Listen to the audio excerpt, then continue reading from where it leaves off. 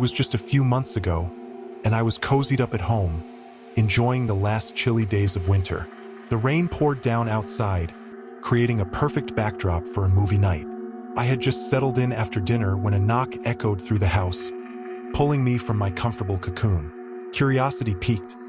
I approached the door and peered through the peephole. On the other side stood a man dressed in a brown jacket and a beanie, clutching a snow shovel.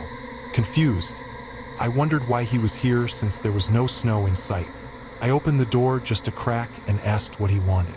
His response sent chills down my spine. He stumbled over his words, attempting to spin a tale about being a friendly guy looking for odd jobs in my yard. Something felt deeply off about him.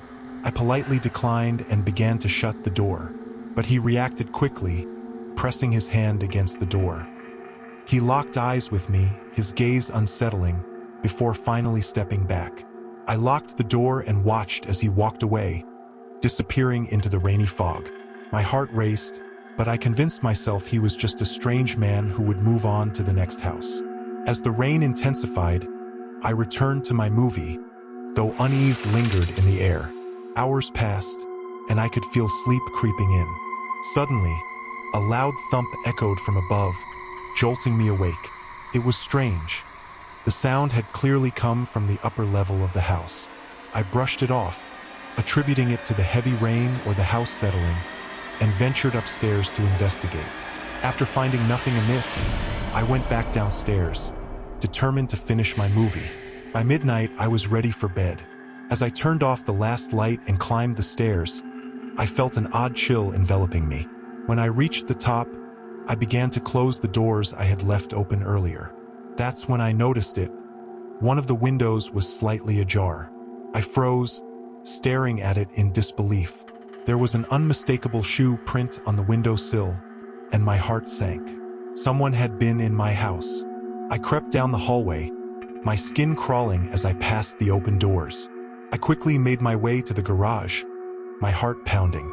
I called 911, my voice trembling as I explained the situation. The minutes felt like hours, with only the sound of rain filling the silence. When the police finally arrived, I let them in and waited anxiously on the porch.